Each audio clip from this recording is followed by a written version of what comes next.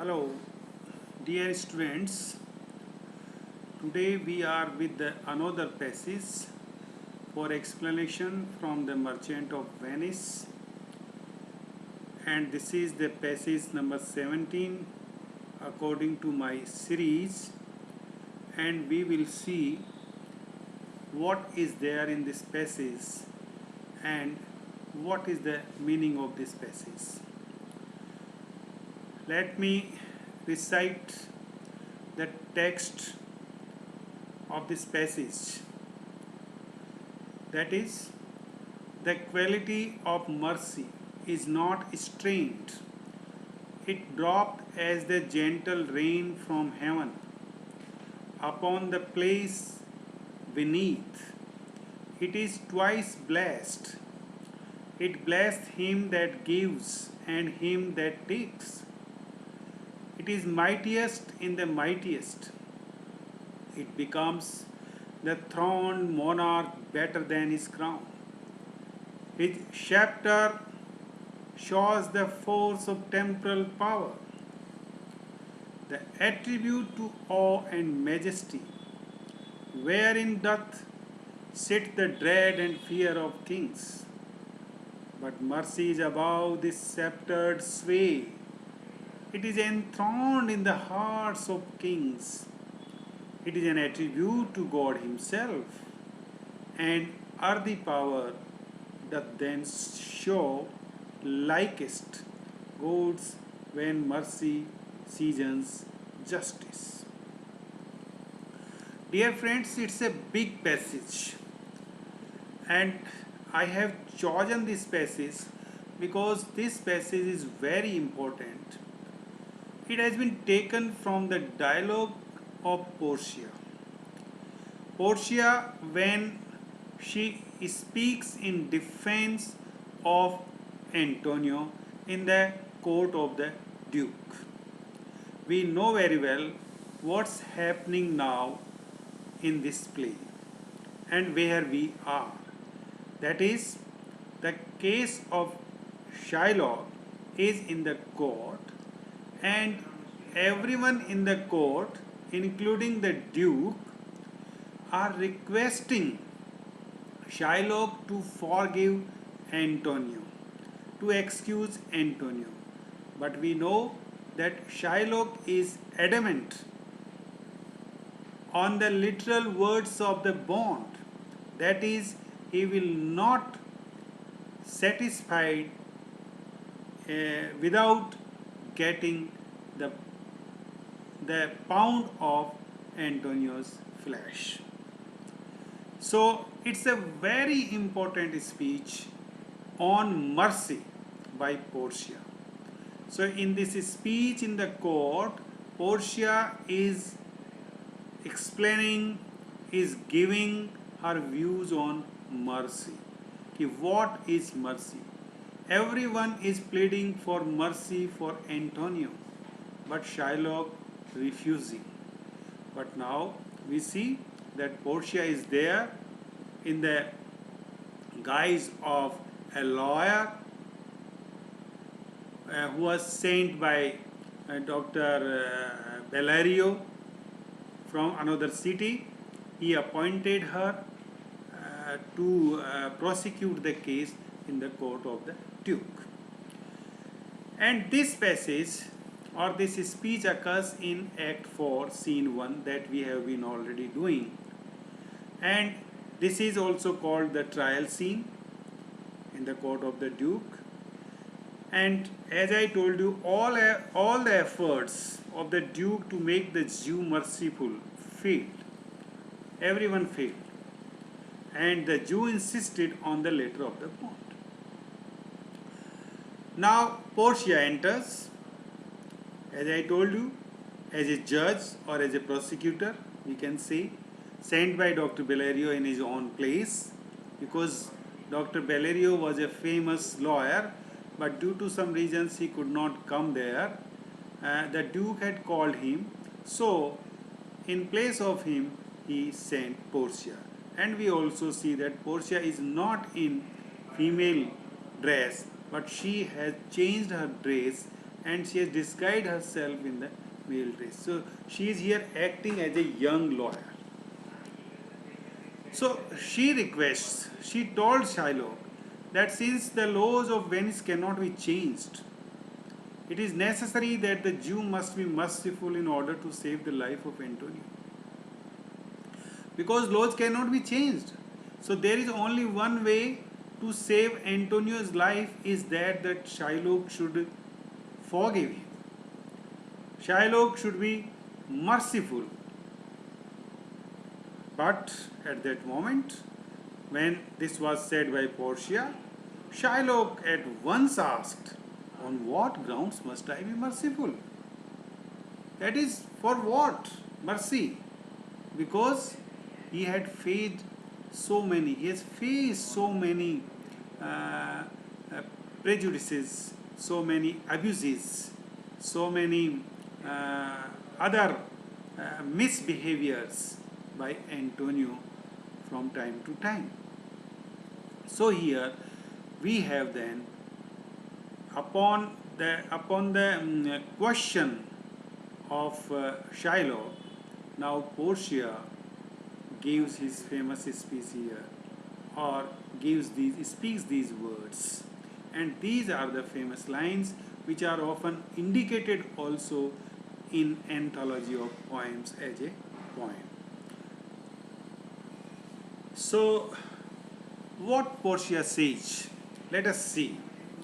Portia says that very characteristics of mercy is that there can be no compulsion in its exercise.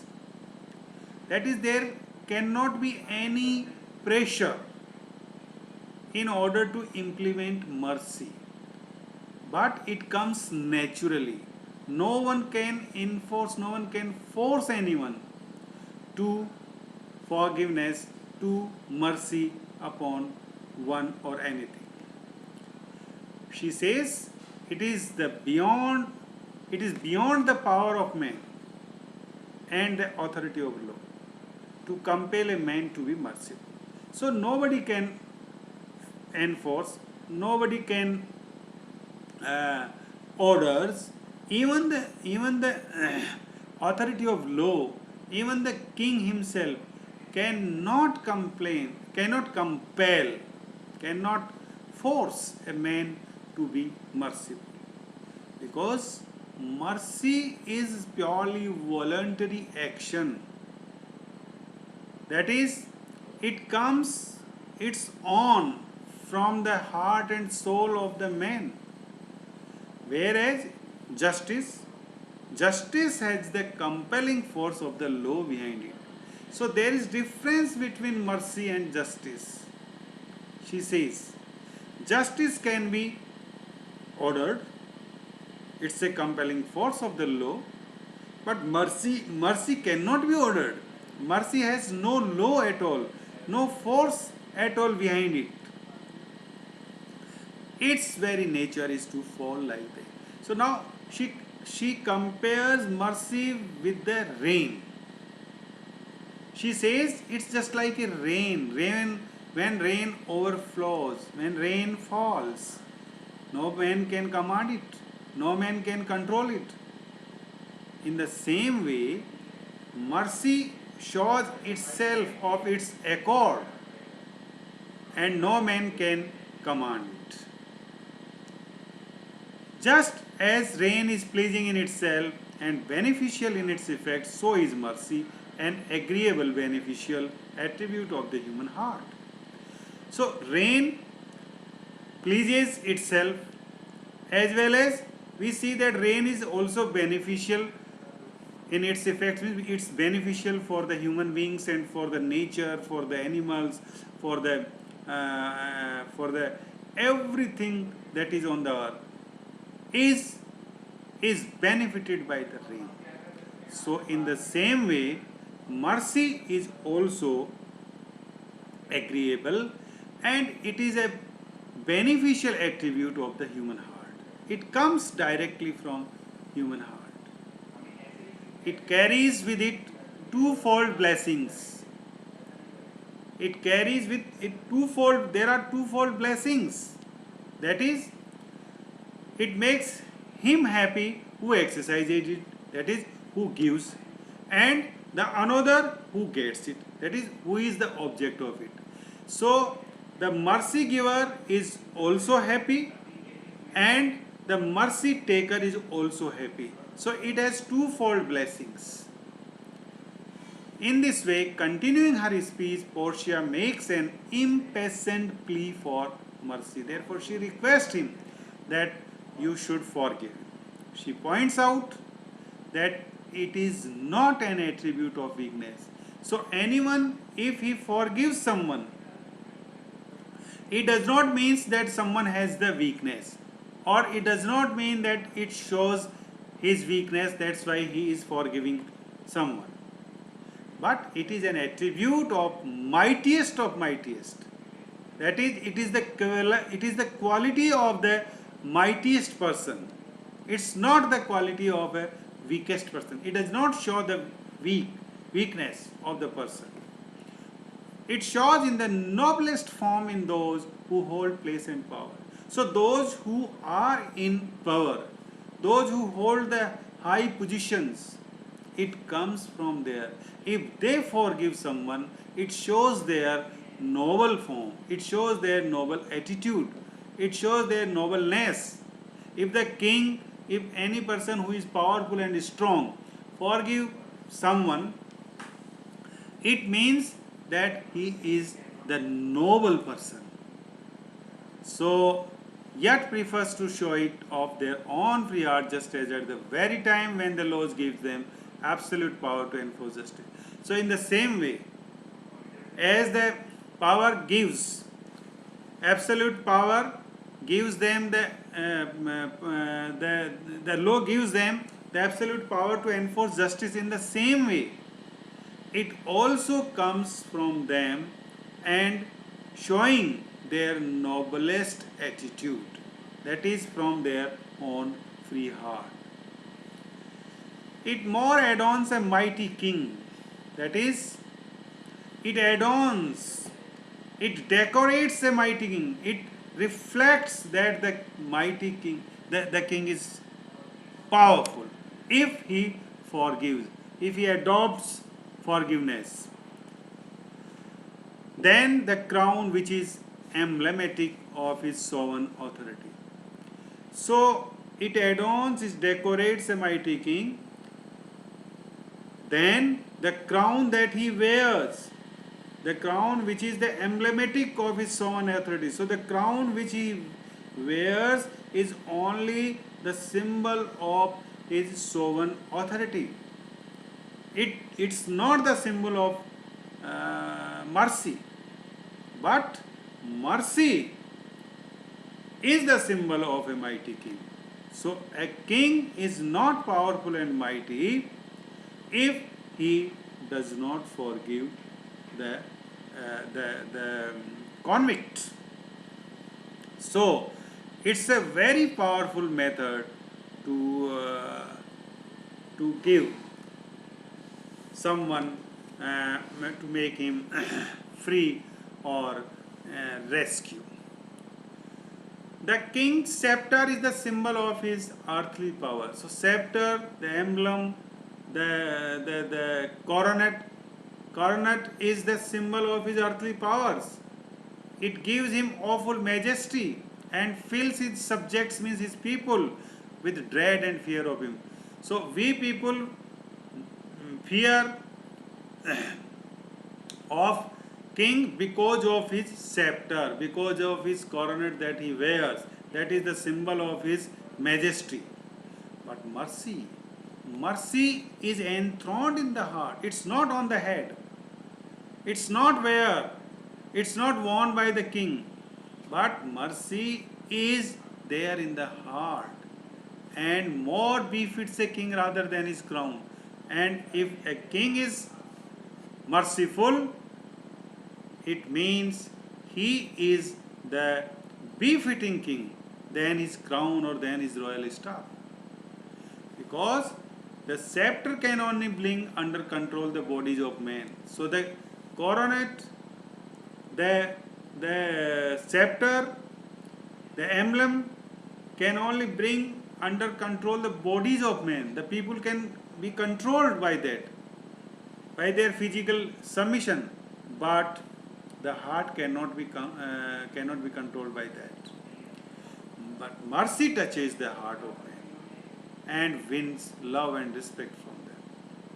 In this way, Portia pleads that earthly powers of a king is an outside thing and can be taken away from him, but mercy cannot be. Mercy is inside thing and it cannot be taken away from anyone if it is there. It wins people by that is the power, earthly power